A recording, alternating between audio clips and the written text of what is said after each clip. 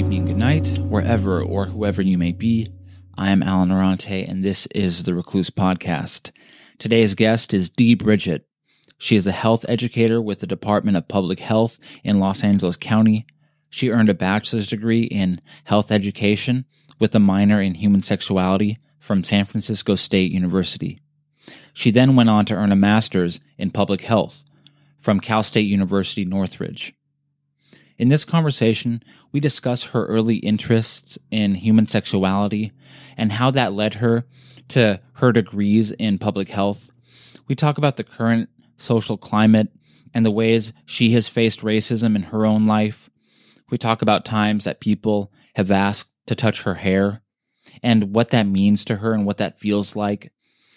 We talk about times that people have been surprised that she is Black just because of how articulate her speech is.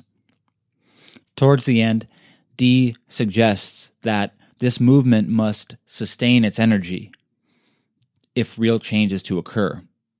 This can't just be a moment, but a movement. Hours after we spoke, Dee reached out to correct herself on one point. She was giving a list of names of Black people that have been killed by the police in recent years. She includes the name of Tatiana Taylor. She really meant to say Tatiana Jefferson. I'm moved by that correction because she clearly cares enough to honor these individuals, enough to get their names right. And it shows that she was reflecting about everything she had just said. It was a great conversation, and I hope we do it again. So without further delay, this is a portrait of Dee Bridgett.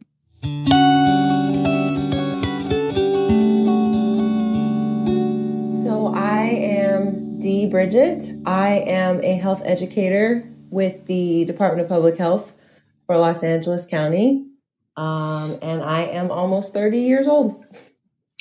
Wow. What does that job entail? So there are various subsections of the Department of Public Health. I am in the unit for substance abuse prevention and control, and we are a part of a project called the Wellbeing Center Project. It is a project that is designed to provide safe spaces in high schools throughout Los Angeles County, and we provide services under sexual health, mental health, and substance use. So in the centers, some of us, we partner with, all of our centers partner with Planned Parenthood, but some of our centers have actual mini Planned Parenthood clinics where students can get tested for various STIs, including HIV. They can also access birth control. They can also do one-on-one counseling with some of the providers, and everything is confidential. The services in the Wellbeing Center are confidential, as well as the services in the Planned Parenthood clinics are confidential to the students. Wow. Your position, did it require you to go to college or did you work your way up? How did you find yourself doing this? That's a big and loaded question. So my dream in high school was to be a sex therapist. I felt like everyone just kept telling me, don't talk about sex. You can't talk about that, but you also can't do it until you're married. And if you do it before you're married, you're going to go to hell. And it's like, okay, wait, what? I'm sorry. I'm unclear. As time went on, when I realized what I wanted to do, I kind of just asked people, how do you become a sex therapist? No one could really answer me. But when I was in college, I was studying psychology, and there was a really awesome professor who was teaching human sexuality. And she had a MPH. I had no idea what that was. And I talked to her and told her what I wanted to do. And she said, you could go into public health and become a sexual health educator. And I was like, oh, this sounds exciting. Sure. Yeah, I want to do that. I want to talk about sex just like you do.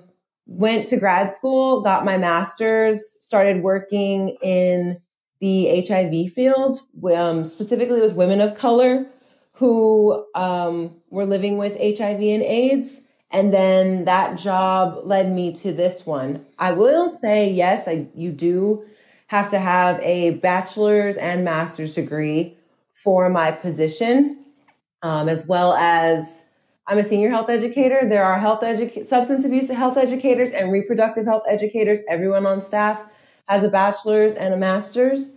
But we are considering, getting float staff, and those requirements may just be a bachelor's. Wow, that's incredible. What school did you go to? Did you get a master's and BA from the same college? I did not. So I stayed within the Cal State system, but I got my bachelor's from San Francisco State University. And then I got my master's degree from Cal State Northridge. Wow. Okay. Awesome. My buddy, he just got a sociology master's. He just finished the master's program at CSUN. Oh, nice. And it's so awesome. I'm so proud of him. He's like one of the smartest guys I know. I have a lot of respect for people that pursue those types of degrees where they have social well-being in mind for others. What was your BA in, and what was your master's in? Like, what are the titles?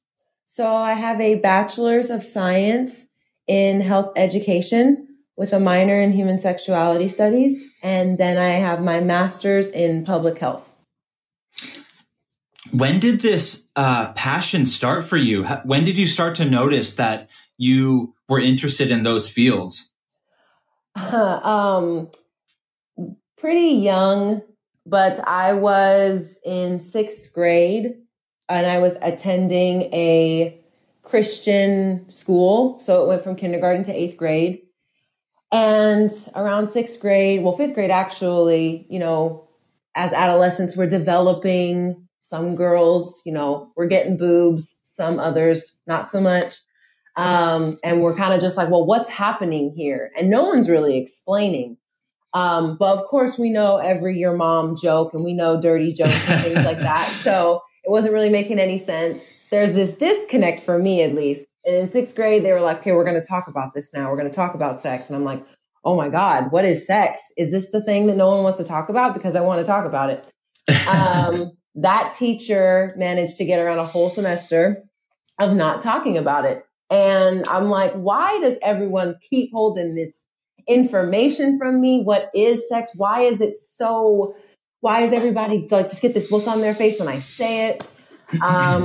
Finally kind of just did my own research. And for 90s kids who had the internet and everything, that was just typing in sex on like AOL. And I was like, this is why everybody's upset. Like I don't even know what's happening here. But then we were promised 7th grade that they would go through, they would talk about sex. We would have a sex talk. We got a book. It was Sex, Loving God. That was the title, I believe. And it was a red book. And if you think about kind of like the Scarlet Letter almost, that's what that thing was in the bins underneath our seats. And I remember just wanting so badly to open it. But if you even touched it, like the teacher said, don't open that. And I'm just like, tell me what's in this book. So we got towards the end of the semester, and finally, most of the class was like, we've looked at every book we have. Why won't you tell us about this book? Why haven't we read this book?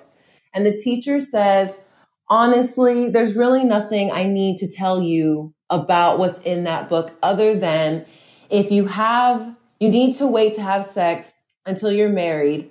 And if you don't wait, you're going to hell. And I'm like, what? That's it? Like, what does that even mean? Because the other thing too is like, there were folks in my class at the time who were experimenting. Some of them, it's just like touching. Some of them, it's oral sex. Some people were starting to have sex. So you have mainly a lot of girls leaving that class and crying because they're like, I did this and now I'm going to hell. What the hell does that mean? 8th grade wasn't any better. They didn't really explain it. And so when I got to high school, I went to a small high school. There was like 60 people in my graduating class.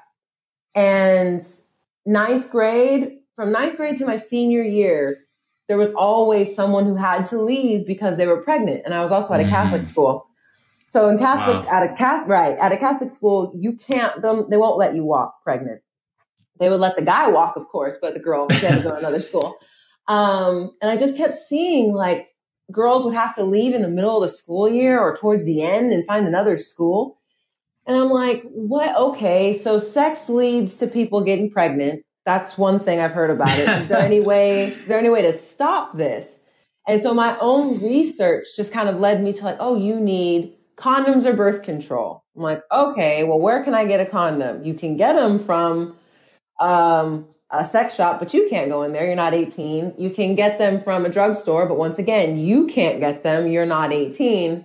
So we're kind of screwed if we do want to have sex. That led me to utilizing resources, AKA cousins and other family members that were of age, and just kind of explaining what I was doing. I myself was not sexually active, was not for a lack of trying.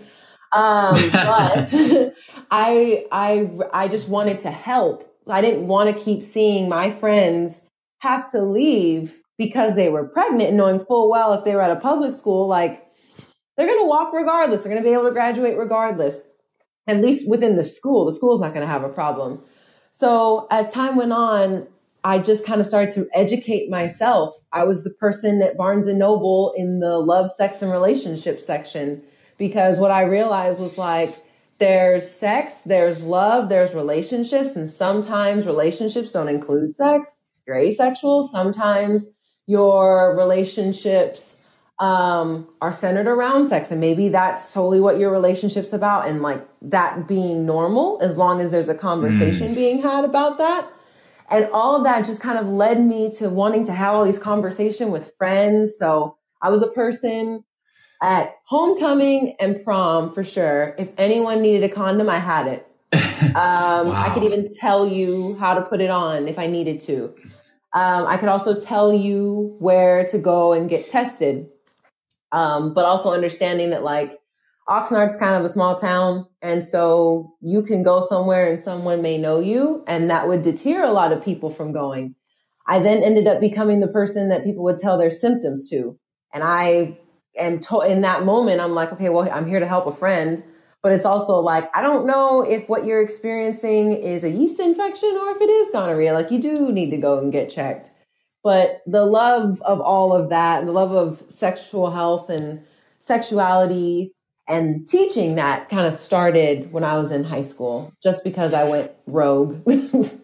Wow, that's so interesting. It sounds like you just sort of had this organic curiosity about the subject, and nobody was giving you answers, and you had to go find out yourself. You're making these observations out in your world and saying, and questions are arising in your own head. What was your stance? Let's say even just keep it to your high school years. What was your stance on sex in general? Did you think like, oh, people really ought to be married? Were you more of like a free love sort of person? You know, what were your thoughts about sex in high school? What did you think about people doing it? I thought that, you know, I was forming my ideas while it was happening around me already. And so I grew up in a very religious household. And so that household taught me that you don't have sex before you're married. It's something you do with someone you love. So when I found out that all these folks around me were having sex, in my mind, I'm assuming, oh, everybody loves each other. And so that's why they're having sex with each other. Got it. But then, you know, you see folks like they have sex and then like they break up or something like that, or just, you know, relationships fall and the people fall in and out of love. And so I started to realize like, okay, maybe it's not necessarily that they love each other, but they like each other a lot. And a lot of that might be, you know, just a physical attraction. So my stance went from when I was younger to kind of just following what the household was saying. You know, wait till you're married and do it with someone you love. When I got to high school, especially around like my sophomore year, because I also started reading a lot of erotic romance novels, I was like, oh, if you just really like think someone's hot, you can have sex with them if they want to. Got it. Okay. So I honestly I couldn't even tell you, like, I didn't have a strong stance. I knew for sure I was against the idea that you had to wait till you're married, because I just felt like No, because what if someone find someone they really love, but they just don't want to get married? They can have sex. Or, what if someone's just like, listen, I really want to screw you. And oh my gosh, you really want to screw me too. Like, can't that be okay?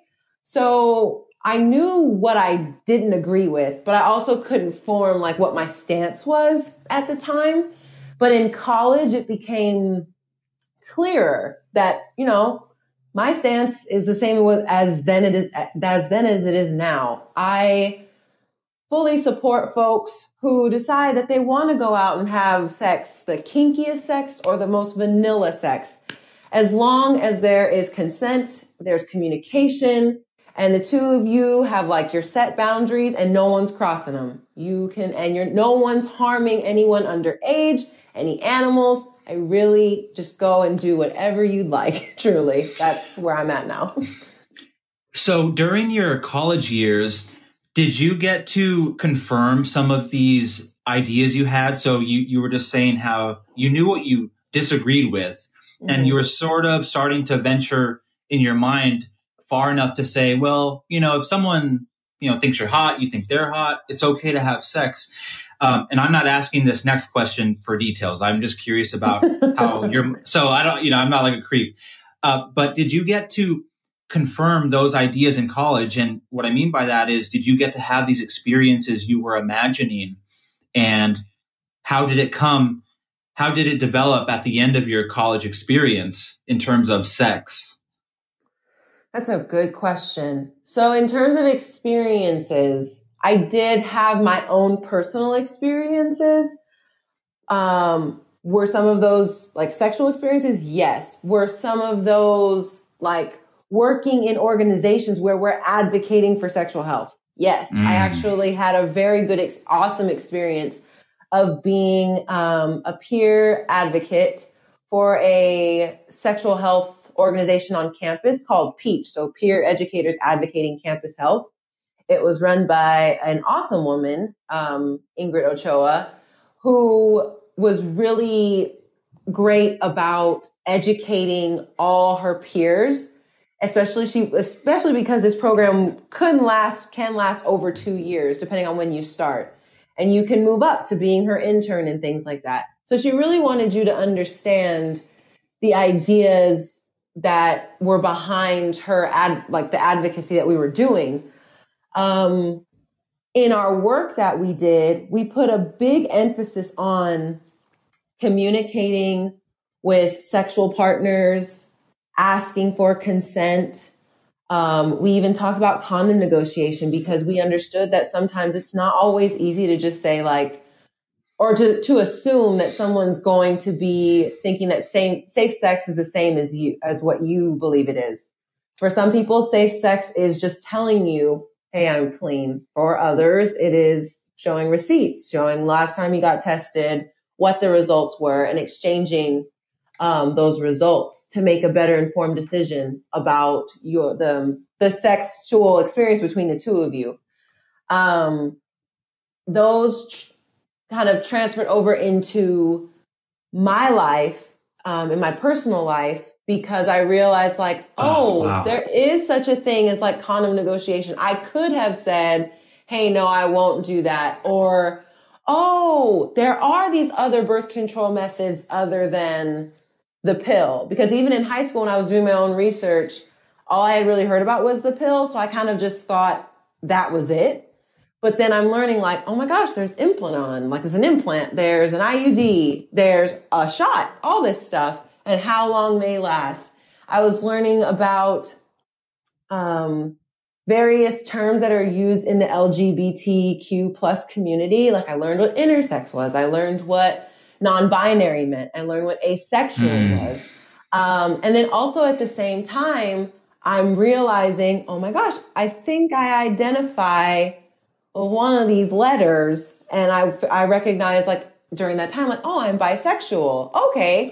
And navigating what that was like for me, because I think I probably touched on it when I was in high school, but I didn't think that that's what it was. Maybe at the time I was just probably curious, but in college, I'm oh, okay, this is a part of who I am. So I was having these experiences in terms of how to educate and how to advocate, but I was also having a lot of personal experiences from those other experiences.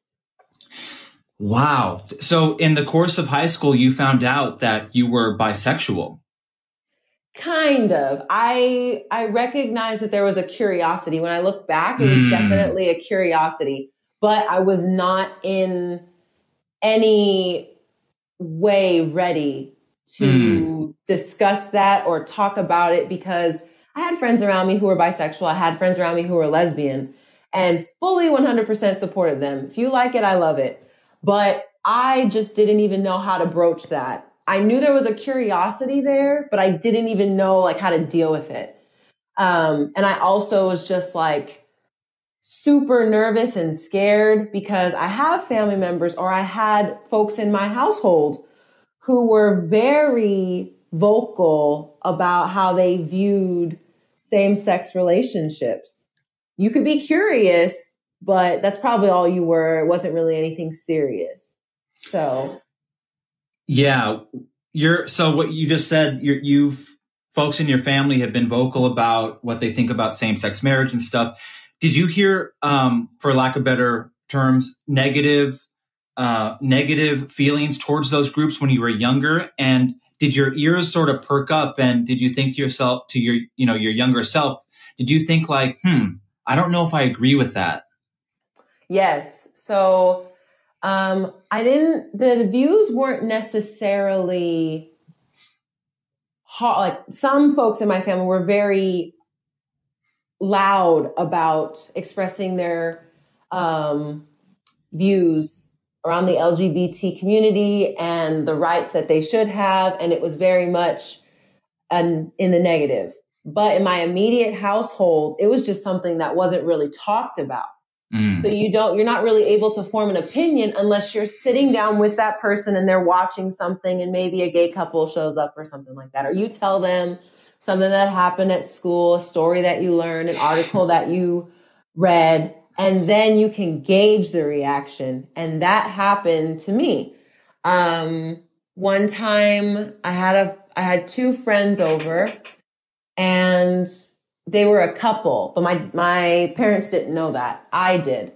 So during the process of the sleepover, we had to separate into different rooms because there were so many people, and they were with one group. I don't know what happened, but three of the other people that were supposed to be in that room came over to my room, and I'm like, what the heck is happening here? And one of the girls was like, oh, well, so-and-so and the other person are kissing. And I was like, oh, okay. I didn't know they needed a whole room for that, but whatever. So we're like chilling, we're sleeping because it was like 4 a.m. When we all woke up at like 9, we all came to the kitchen except them. And so I went and kind of just knocked on the door, and I was like, hey, we're making pancakes. You guys want to come out and make pancakes? They said no. I said, okay. So we're all in the kitchen doing our thing. My dad comes in and he's just like, oh, where are the other two? And I'm all like, I think they're still sleeping. And so he's like, well, let me go check. And I didn't notice, but the door was locked. And so my dad knocks on the door, and he also jiggles the handle, and he's like, what the heck? And I come out from the kitchen. I'm like, Dad, what's going on? And he's like, why is this door locked? And he's now banging on the door. Wow. And so I'm like, okay, well, can you back up? Because you're scaring other people. The girls end up coming out, and they kind of just like run to the kitchen. And no one says a word. But when everybody leaves, my dad was like, I think I'm going to call that girl's mom and have a talk. And I'm like, talk about what?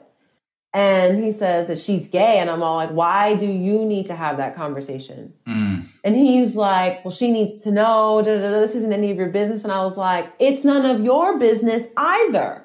Like, I love her. That's my friend. I don't care. Why do you? And I think at the time I was like 12. And he's just looking at me, and he puts the phone down. And so I called my friend, I aimed her, and I was like, listen, you cannot do that again. My dad was just about to call your mom. I don't care what you guys do, but just don't do that again. Otherwise I can't help you. And like from that day, we never had another incident that happened here. But that one instance or experience made me realize or helped me gauge my dad's reaction and his stance on, same-sex relationships. And oh my God, what if I was ever in one? It would be a holy fit. But then I ended up coming out to him about 8 months ago, and he was like, okay, that's cool. Can I go back to watching TV now? And I'm like, what? Wow. So I'm curious. So you were about 12 years old when that happened, and it was two girls, you said. Do you think that maybe was their first or one of the few opportunities they had to explore their own sexuality? Probably. I'm thinking more of, I think of them, and I'm just thinking about like how they constantly had to try and find ways to even like go for a walk together, because I think their parents knew, they just didn't say anything. And they did a lot to keep them apart. They both played softball, but at random, one girl's mom pulls her from like the main team or the team or organization she's been playing with forever to some other team that's a little bit farther out.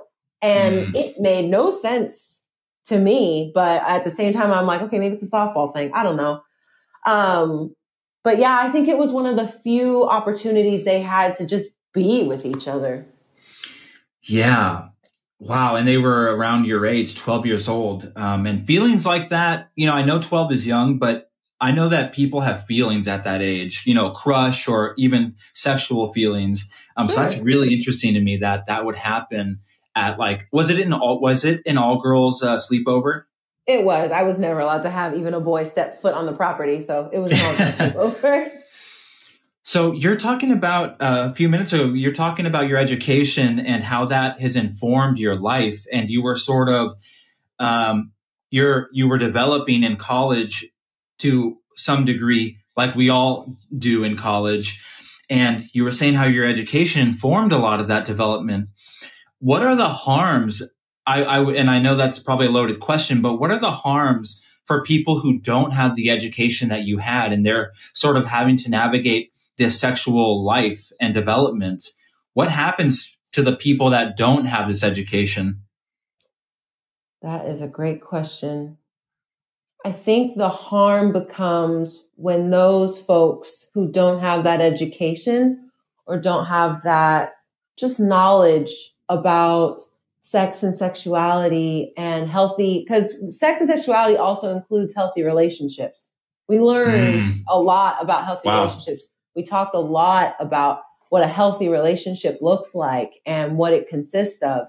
And I think that folks who don't have that education then pass on their ideas, their beliefs about sex, sexuality, and relationships to the next generation or the people that they are friends with in their interpersonal relationships and interactions. They spread that information. Some of it might be actual factual information, and some of it could be misinformation.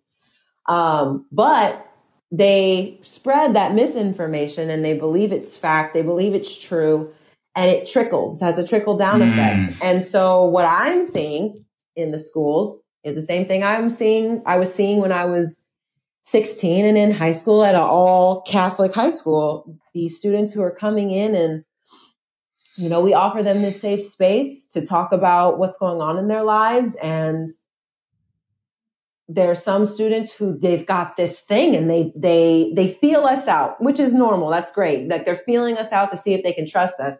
And finally, when they trust us, they say, okay, so when I go home, when I'm here, I'm Allen, but when I go home, I'm Jennifer. My parents do not accept me as a trans person. They don't believe it. They refuse to acknowledge it. I've told them what my pronouns are, and they have literally gone back and or they've addressed me with the wrong pronouns.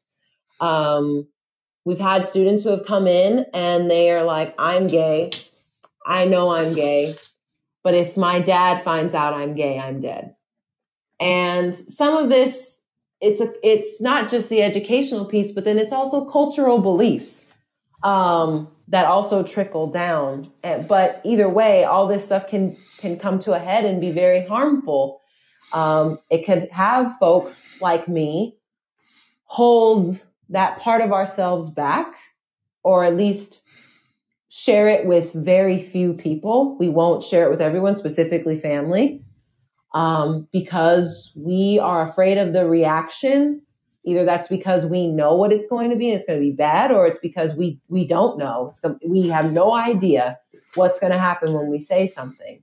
But I think, just to answer your question, the lack of knowledge or the lack of education around this can be detrimental. But the good news is you don't have to go to college and get that information, because more and more organizations are putting that information out there. It's all over the internet. There are videos to help. And specifically, some of these organizations have done this so that way families can have these conversations. Mm-hmm. Parents can be educated, or at least be open to learning something different or something that they once shunned, to better support their children. So. Wow. I know I do this a lot and a lot of other people do it. I think it's so easy to fail to notice how complex these issues are. For instance, we were talking about sex education, but really it's not in a vacuum. Sex, thoughts about sex and sex education is not in a vacuum. I'm getting this picture in my mind of a semantic web. It's everything's connected to everything, so you're talking about culture, the family affairs, the norms, the failure to understand each other, the fear we have when bringing up these subjects, and healthy relationships just in general, the psychology and the sociology involved. And I'm pleased to hear that your education, it's so much broader than what, say, it's more broad than what it might say on your master's degree, for example. And you're a great advocate. I can just tell you're knowledgeable on a lot of these subjects. So I just want to give you that credit. And thank you. Thank you. Yeah. So, in terms of what's going on right now, just changing the subject, what are your thoughts on the social climate right now with the protests and Trump even, what's going through your mind during this time? Wow. So much. One, I don't feel like anyone should be shocked anymore. That's something that constantly goes through my mind a lot. And it's actually one of the reasons why I've been on and off Instagram, just because, slowly, very slowly, and I'm speaking more about white folks, are starting to realize like their complicity. Because I don't think that they don't know. I can't say that anymore. It's not that they don't know. They now know and now realize like, oh, me staying silent is actually me condoning this. And I have to do something. Some folks, it's very much like they've started to say stuff. For me, I noticed that a lot of folks, like, some of them were still acting confused, but they know what to do because they either reached out to me or some other Black person, or they really are just truly completely clueless. But I think that everything that's going on right now, the social unrest, this is not new. This was going to come to a head at some point. Because if you think about it, whenever Black folks are demanding justice, brown folks are demanding justice, it's not like it is for white folks. It's very much an easy process. Sometimes, it can be, in my eyes, a bit of an easier process to get that justice they're seeking. But look what it took just to get 3 other officers arrested in the case of George Floyd. It took all of this just to get those three other officers arrested. As far as 45 and his comments, especially when the looting starts, the shooting starts. My God. Yeah, he knows. Go ahead. He knows where, like, I don't think this is something that he just said because he thought, oh, hey, look, I'm rhyming. No, yeah, it's you cute. know exactly, right. You know exactly where you got this from. You know where it's coming from. You know what that means. And you are even more disgusting for it.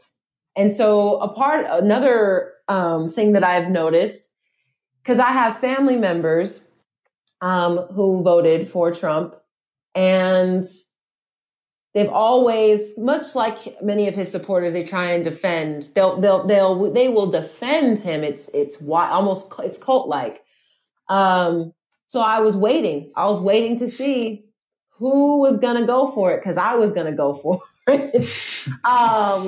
But what was interesting is for quite a few, at least the ones that I know actively use social media and will state how they feel, they weren't able to.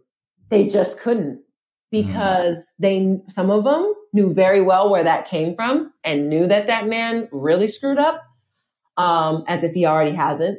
But then some of them just realized, like, they were starting to realize within themselves, like, no, this really is not right. Why does this keep happening? Oh my God, why are you saying that? They're protesting because of this. The riot is happening because of that. And realizing, like, I can't stand behind you, which in my opinion, for those small few, it was great to see. But that to me was not enough. That was a piece of it. I'm happy that you can't support this orange piece of biohazard waste.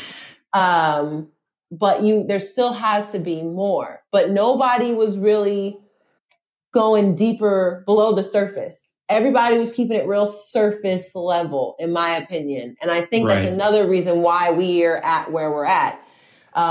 Black folks have been this is our lived experience for most of us. Maybe we don't all have the same experiences in terms of, negative run-ins with the police that turn into life or death situations. We may not all have those, but we've all experienced, I can pretty much guarantee, we've all experienced microaggressions, discrimination. Maybe there was blatant racism directed right at us, and watching as folks around us said and did nothing, and also us in some instances feeling like we couldn't say anything. This is a buildup of those things, to be honest. Wow. So from your perspective, as a Black woman, and you see this George Floyd video, even if you just saw 10 seconds, you know what it's about. Yep. Is it sort of the thing where it's like, well, like you just said, that this isn't new, people. We've been seeing this for decades, for hundreds of years. Mm-hmm. Do you think there's any Black person in this country that's shocked by this? If they are, it's because they're not paying attention, or because for whatever reason, because you have Black folks who have still in this moment, and I can't imagine why, but it's not my place, have still found ways to try and support this current administration and try and support 45. And some of that, when I see that, I'm like, oh, I don't think that you're this unaware. I think that what you're doing is you're trying to play safe. You're trying to show folks that you're safe, which is, that's kind of like what's the word I'm looking for? A strategy to keep Black folks safe. It's also kind of a stereotype. The good ones, and I've also myself at times in my life been labeled as such. Wow. But it's that label, and people thinking that label is going to keep them safe and unharmed from folks who look at their skin color as a threat.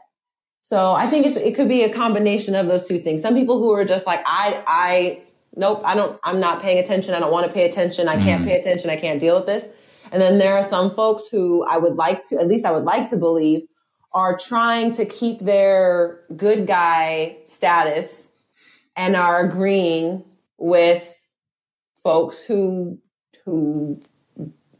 don't agree with me and don't agree with, or don't have a problem with what's happening right now, just to keep themselves safe. You were talking about how every Black person has more than likely been the victim of racism. And you said microaggressions and subtle forms of racism.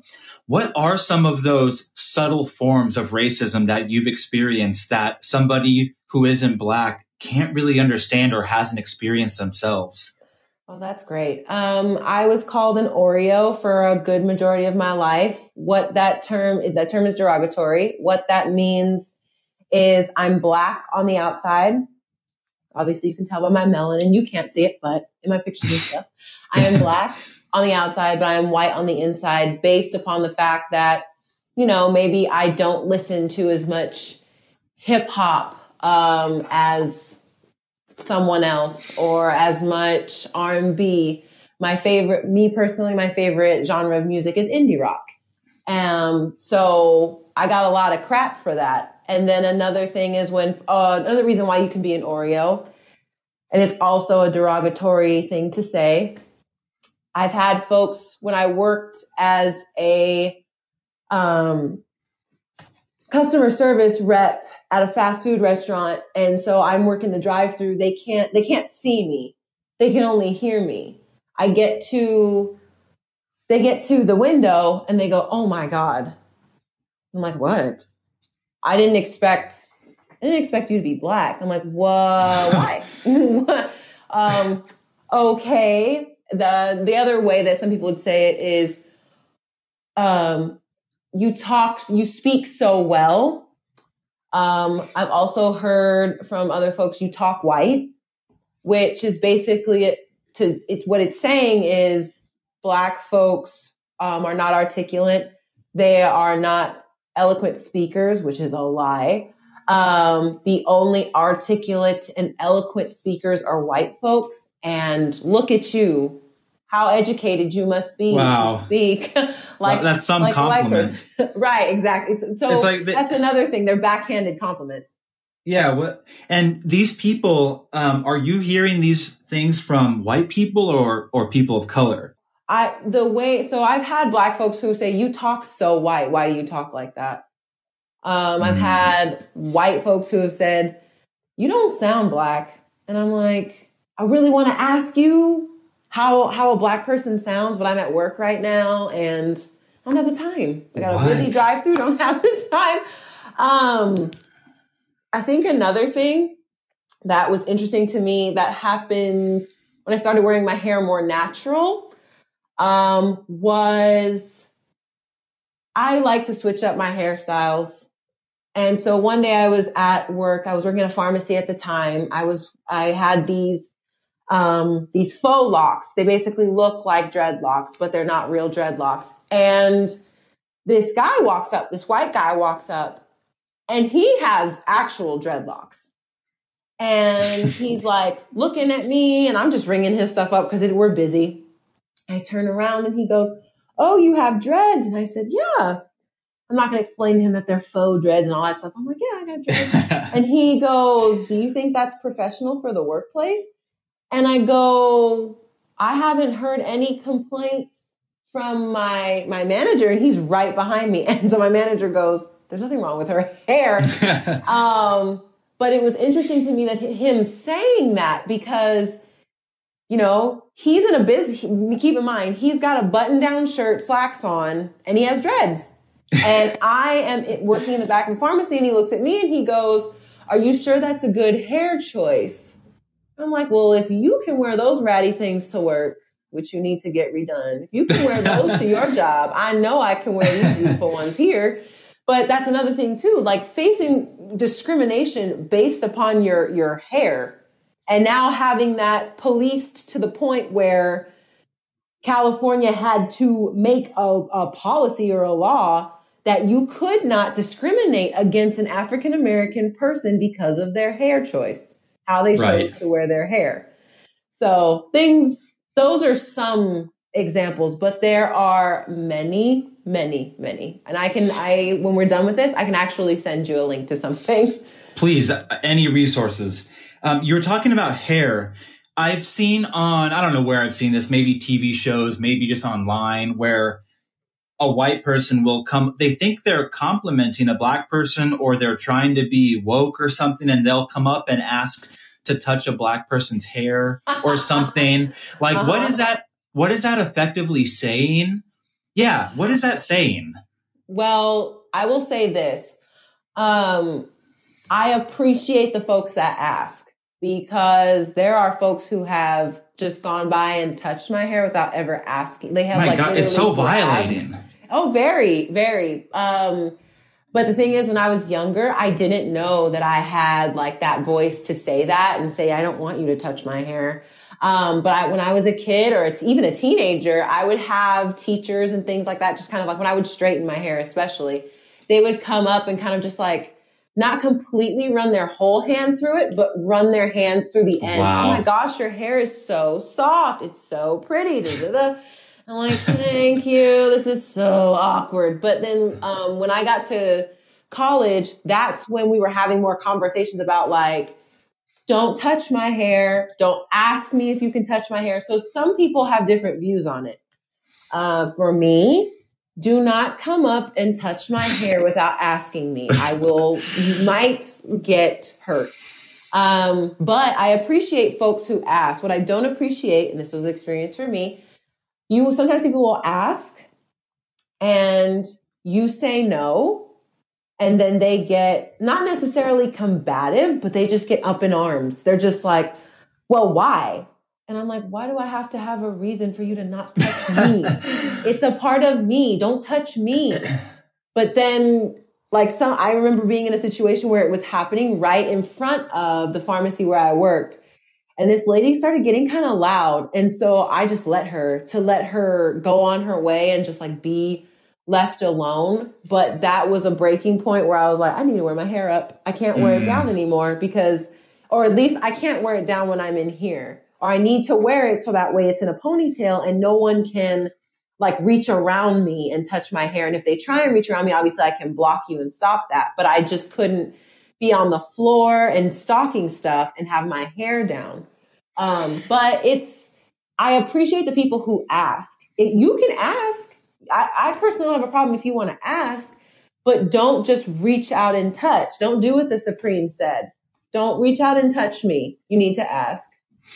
I wonder what the motivation is for some people, or actually for anybody. I feel like sometimes people want to do something like that to show you they're not racist. Like, oh, here's a black person who I can demonstrate my anti-racism or something. But I feel like it just doesn't always come across. Nah, I would actually have to disagree with you. I would say that those things, they're deeply rooted in the fact that at one point in this, in the world, Black folks were considered a thing to be owned. We were slaves, and that a slave can literally they can be touched. They Right. were touched, they were beaten, they were raped, all this stuff, and just feeling like you still have that power over someone. Now, most white folks today wouldn't necessarily agree with that when they hear me say that, but that's just like what's ingrained behind that. Right, right. And so it's not as deep as all that, trying to show they're not racist. They're very curious. But my thing is like, okay, granted, you can be as curious as you would like to be. I'm a curious person. I like to ask questions, but I know when and when not to do something. I know when something is just going too far. And also when something seems silly. Like, how many white folks are looking at other white folks and go, oh my gosh, can I touch your hair? Because no, they just don't see the appeal. But all of a sudden when Black folks come into spaces and we change our hair, we do something different. Then it's like, oh my gosh, I love your hair. May I touch it? And it's like, no, can you just be curious from like over there? Or they'll ask like, you know, you can ask questions about like how I achieve this style, but then they'll also ask silly questions like, especially if you go from short to long. Oh my gosh, your hair grew so fast. And it's like, you can't be that unaware. You can't be. Right. But apparently some folks are. I think it's really just rooted in curiosity. Yeah. I mean, I just imagine, like, say these people, if you just flip the script, if you or I were to just touch somebody's hair, like, how would they feel? You know, my guess is they wouldn't like it either. Right. No, I don't think they would. And trying to explain that when I used to try and explain it was a whole thing, because then like I'm explaining like, don't you see how it's kind of weird? Like you just want to reach out and touch my hair. And then people are like, I just think it's really pretty. Like, oh my gosh, I think her hair is really pretty. Can I touch your hair? And then the person may say yes. And then they'll like, see, it's not that big of a deal. And I'm like, you didn't prove anything. You just got someone to agree to let you touch their hair for 5 seconds. You were talking about being called an Oreo before. I myself am actually, out of curiosity, I know it's a silly question, but what race would you think I am? I don't want to assume that. Well, I would assume you're a non-Black person of color. There you go. Yeah, I'm Mexican, but I don't know that I've ever been called coconut, but I know that that's a similar phrase to Oreo, where, you know, you can imagine what it means, just brown on the outside, white on the inside. And my personal experience is that I was raised in, I don't know if it was predominantly white people, but the schools, all the teachers were white, a lot of white kids in class. And I just recall in my younger years, there was some shame, I think, associated with this feeling of being a coconut, if you will. Yeah. And it's a shame on both sides, because I'm not saying that shame is justified, of course. I'm just telling you how it felt. Mm-hmm. And so being called a coconut, for example, on the one side, Mexican people or brown people are saying I'm not Mexican enough. But then on the other side, white people are saying that I'm not white enough. And it's this middle ground of shame where it's like, I don't feel like I belong exactly anywhere. And I've come to realize that that's just bogus. I don't care to belong in one group or another per se. But when you're young, you don't know how to navigate those feelings of shame. Yep. That's absolutely right. And they linger into your adult life. Sometimes they can affect the decisions that you make in terms of where you decide to go to school, where if you go off to college and things like that, where you decide to live, your career choice. It can affect a lot of things, especially because over time you stop hearing Oreo, but then you start to look at things as, for me, as someone who's called Oreo, as white or Black. Is this thing that I'm doing, is this choice that I'm making something that another Black person would make?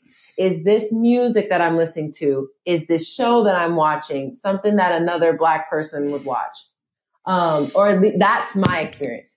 That's my experience from being called an Oreo.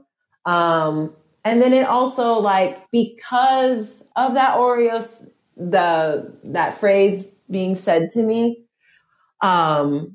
it also can affect your relationships, intimate partners and things like that, who you choose as intimate partners, because Oreo can mean that I'm not Black enough. And it can also mean that, like, for some folks, if they're lighter skinned, that's another that can be something different. But as an Oreo, and I'm very highly melanated, it can also be like, well, I know I wouldn't fit in with the white guys and white folks because that, like, I'm Black. So you sit in this place and you're like, well, where the hell do I belong? Do I belong anywhere? It also can affect your mental and emotional health. I know it did for me. Right. Yeah. It's so subtle. I know some of these things are subtle and some are overt, but there's so much that goes unsaid. Yes. Like that, where we just harbor these feelings and thoughts for years. At least I did.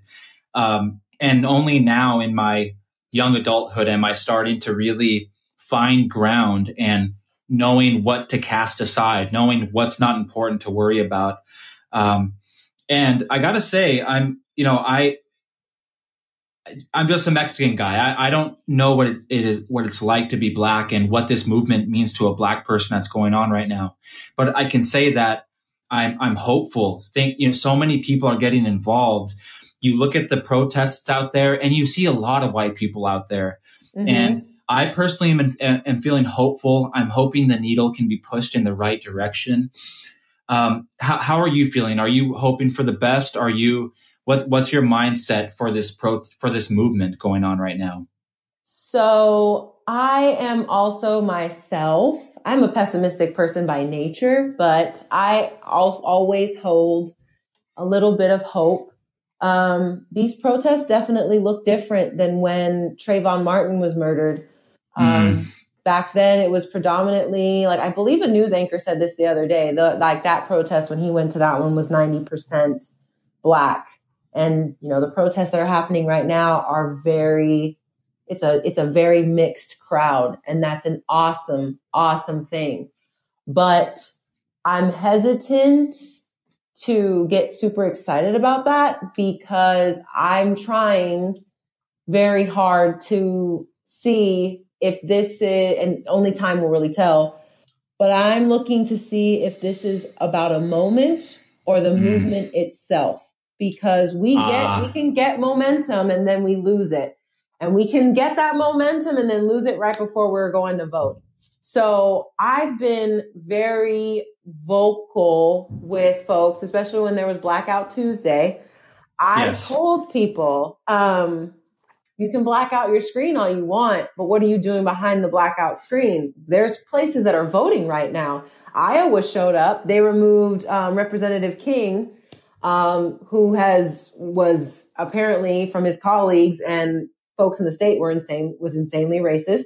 Wow. He was removed from office by a Democrat because people showed up and voted. So for me, I'm like, okay, I like what I'm seeing. And I appreciate all the people that are saying they're allies. And I appreciate all the people that are trying to figure out how they can step up in this moment. But if you're an actual ally, then this is going to continue even past when you vote. But when you vote, you're going to remember this. You're going to remember this. You're going to look to your leaders of your community, whether immediate, so like in the city, county, state, federal level, you're going to look at all of that. And what you're going to do if you're an ally and you're really trying to show up and you're trying to be a part of the movement is you're going to try and see who in all these different offices that are up for re-election are really here and listening to the people and really seeing this unrest and going, here's my plan to tackle police brutality. Here is my plan to make sure more resources are given to the community. For example, Mayor Garcetti said that he was going to cut the budget for law enforcement and spread, I think, 150 million or something like that to other sectors. But as far as I can tell, he wasn't being very specific. At the same time, they're still slashing the budget for education. They're still slashing the budget for public health. And this is a public health crisis.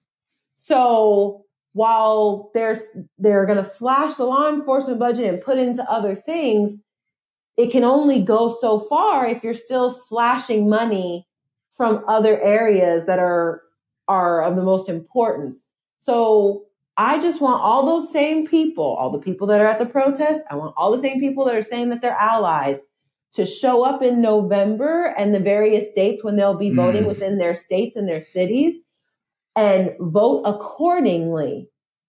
For example, Black women, we show up every single year we show up not every single year, excuse me, every time it's time to vote, we show up and we do our part. But the folks who aren't, specifically from the last presidential election, were white women. I think 52% of white women voted for Trump. Some of those same white women or family members of those white women who did vote for Trump are now going, what do I do? How do I get involved? And my biggest thing to them is, you know how you always used to tell me about how you hate when your Aunt Kathy comes and she starts saying all this MAGA crap and you just hate it and run into your room? Yeah, don't run into your room. Let her know she can't say that in front of you. Let her know exactly how you feel. Check her. Don't try, because I've had friends who are like, oh my gosh, Dee, I should take you with me to Thanksgiving dinner. I'm like, I don't want to hear your Aunt Kathy's bullshit. I don't want to hear that. You do it. Yeah, well, that's the thing. And that's what a lot of other Black activists and educators are saying is they're like, stop calling us to do this hard work or asking us to like not necessarily write up something for you, but basically do the hard work. You have to do the hard work. There's no way around that. I had to learn about my own culture, my own history by myself. I spent all this time in school, from preschool to my graduate studies, learning about every other culture but my own, and learning very minimal about my culture when it came time to actually talk about Black culture. I had to learn all that on my own. If you're an ally, if you want to help, one, you have to recognize your own privilege. Two, you have to recognize that all of us have implicit biases, and fighting those on a daily basis within yourself. You have to recognize as a white person that you benefit from these racist policies and systems that are put in place to oppress folks of color, and recognizing that within your privilege, what you can do about that. If you're a white woman and you're getting upset about being called Karen, turn that into a positive. You know how you can turn that into a positive? When you see Black folks being harassed, walk over and inquire like it's absolutely your business. Ask the officer, like they gave you a wrong order at Red Lobster. Excuse me, what's happening here? And watch the officers, the whole mood, I guarantee you, will change. And because you've used your privilege to protect and assist, that's how you show up. That's how you just said, okay, I'm an ally and I'm going to do what I need to do as an ally. All of those things. There's all stuff that all of us can do. Because even within the Black community, it may not be necessarily anti-racist thing that we have to do, but what that may look like for us is combating colorism. That's a big thing within our community. And we're still like trying to end that. A lot of self-hate that's been passed down based upon beauty standards that were never meant to include us. We all have our work to do. And some of us can have a really big impact and really show up for your Black brothers and sisters, if you want to call them that, or just like the folks in your life that you care about who are Black or they're folks of color. Like, if you are white, you have privilege. It doesn't necessarily mean, it doesn't mean that, gosh, what are the words? Like that they did something wrong? Exactly. Yeah. Like, when I tell you, you have that privilege of, like, you have privilege in your whiteness, that's not something that you have to like get up in arms about or be pissed off about. It's just true. You benefit from these systems that were put in place because these systems were put in place to benefit you. They were not put in place to benefit me. That's okay. Your life can still be hard and you have this white privilege. But for folks like me, we don't have that. Part of our lives are very difficult because of the color of our skin. You can't say that. White folks can't say that. What do you say about some people think this is like a powerful statement, and I think it's been axed for years, but what's so wrong? And I say this in jest and with sarcasm. What's so wrong with saying, well, I don't see color? For a long time, I thought that was okay too. It took someone explaining it to me and breaking it down. So when someone says, I don't see color, it allows them to dismiss all the lived experiences of racism that person may have experienced, or the oppression, the discrimination, the prejudice, the bigotry that's been thrown people's way when you say, I don't see color. And so I, myself, when I was younger, thought that was a good thing. If you don't see color, well, perfect. Yeah, sounds great, but... Yeah, right. Of course, it sounds great. But as time goes on, you're saying you don't see color, then you're not seeing why George Floyd, Travis McDade, Ahmaud Arbery, Breonna Taylor, Alton Sterling, Michael Brown, Philando Castile, Tamir Rice, Sandra Bland, Atiana Taylor, why this is a problem. If you're saying I don't see color, then you don't see why these unjust murders of Black folks are a problem. And that's a problem for me. If you can't see color, you can't see, or you won't acknowledge the painful experiences that I feel like on some level, most people recognize that Black folks and people of color have had.